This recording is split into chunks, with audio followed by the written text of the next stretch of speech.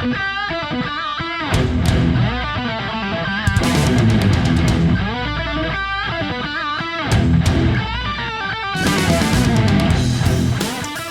we have here is a 1991 MR2, and if you don't know about these cars, then you don't know that the engine is actually in the back. It's ahead of the rear wheels, which makes it a true mid-engine vehicle. And we've done some of these before. If you look at some of our other videos, we've put V6s out of Lexus cars in these vehicles, and it makes them super torquey and just loads of fun. This one, a little different. Believe it or not, this car has only done 114,000 miles, and that's crazy considering it had a terrible problem. It was a chain smoker. This thing smoked so bad that it was like a mosquito fogger. And can you see that on the camera? I don't know if you can. We didn't take up vaping, and I didn't start smoking again. What it is it's freaking cold in here. The heater's only been on about 15 minutes. If you touch this stuff, you could literally freeze water on it. So it's very cold in here, but this thing had such a smoking problem that you need to see it. So hold on, let me show you that clip.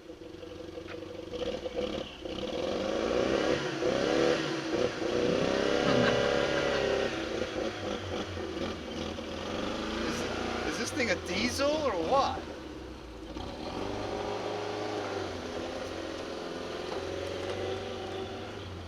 Oh my God.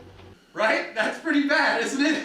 So what I wanted to do was show you what I'm doing. I've taken out this stock turbo 3S GTE engine, and this is a Generation 2 engine. It has a distributor cap and rotor assembly. That's its ignition.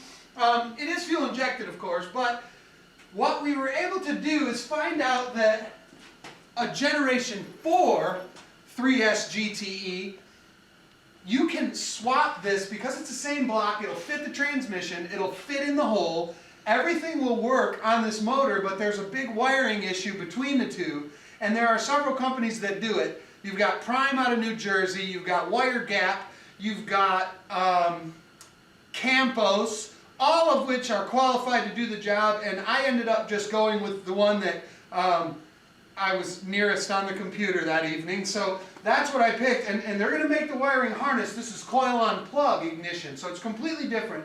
But the main thing about this engine is it's got an uprated turbo, so this turbo is better. It makes 260 horsepower instead of that one's rated 180 or 90. I have to look. Here, take a look at the sheet real quick.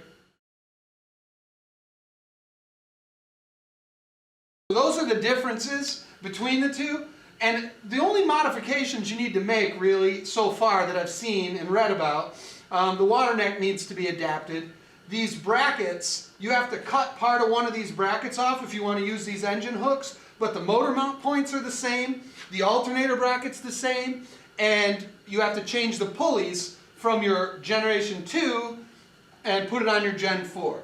So, other than that, I mean, you've got some basic plumbing issues, but nothing serious. It's all about that wiring harness, and it's all about making more power without going through the entire V6 swap, which is great, but this also is just as good, if not better, and it maintains the 4-cylinder sound with high power. So let's take a look at some of the parts. When I took that second generation 3S GTE out, I separated it, and I was happy to find an aluminum Fidanza flywheel. These things are about $300, $400, and it isn't that the lighter flywheel makes your car that much faster or better. It'll possibly spool up a bit better. It revs kind of peppier. That's my opinion on these things. I don't know they're worth all that much money, but what was neat about it is the steel plate is replaceable. So I started looking around, and this is from the MR2 that I took apart. This thing ranges anywhere from $50 to $100, depending on where you get it. Well, I cross-referenced some of the numbers. This particular piece of steel, first of all, is sourced locally. Fidanza is in Perry, Ohio, at least according to the address. And I found sellers regionally that match this number. It also fits an Audi, a 4-cylinder Audi, I believe a 1.8. So what I paid for this green one from an eBay seller, this is just paint, which we will wipe off before we put the new disc on it. I found this for $20 shipped. that's a hell of a bargain. So if you look, as long as you're not going MR2, Fidanza, and using all those words, it's kind of like putting Porsche in front of the clutch kit. Those words just make shit cost too much. And, you know, there you go. So I found that. The pressure plate is obviously also smoked. We got another one of those around here somewhere. I have obviously a new friction disc. We'll put all that together, and no mods needed outside of this. Your Gen 4 will bolt right to your transmission and this clutch, so happy days. You get to keep your same intercooler, or you can use the one that goes on the top of that Gen 4 motor. Those came in something called a Caldina or a Caldina. I don't know how you pronounce it. Doesn't matter. The intercooler on those is on top, much like a Celica or Celica. This one will work. You're just going to do some of your own air intake piping. And that's all right. That stuff's easy, right?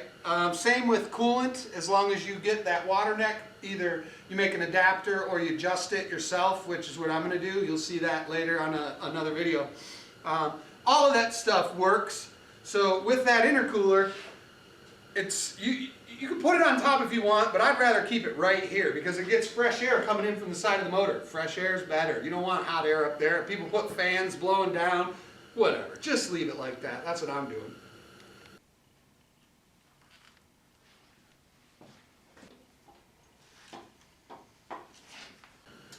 I will say that I don't know a whole hell of a lot, still cold in here, a whole hell of a lot about these turbo motors.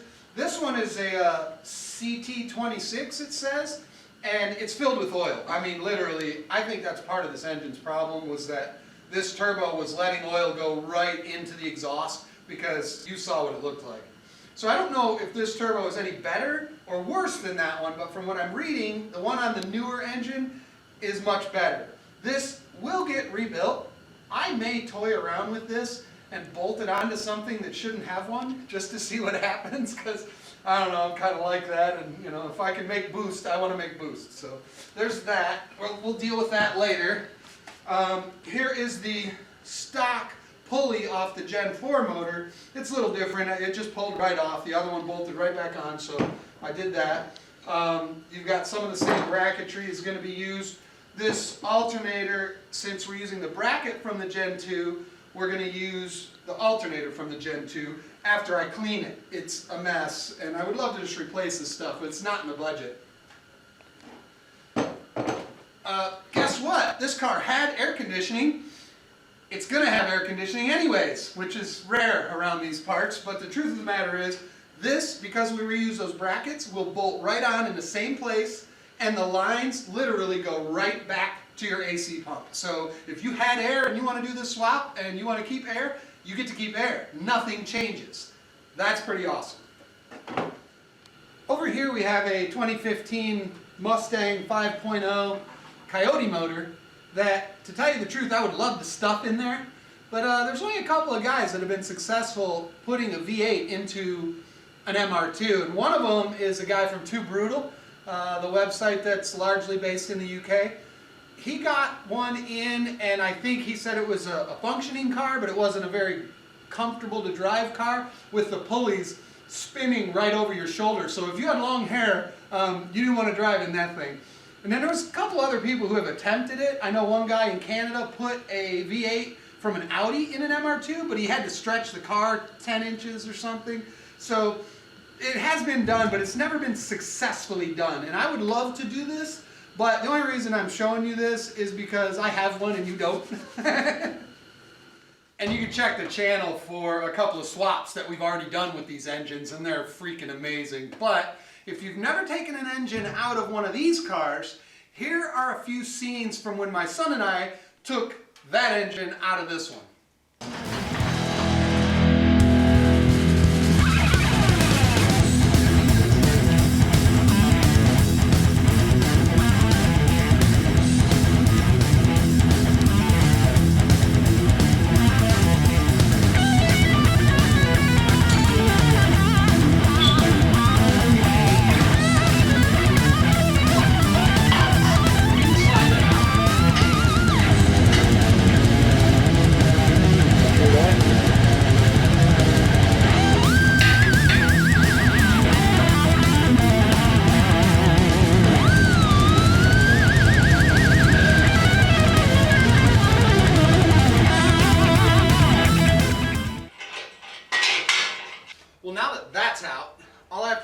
kind of stand and make this one look like that one.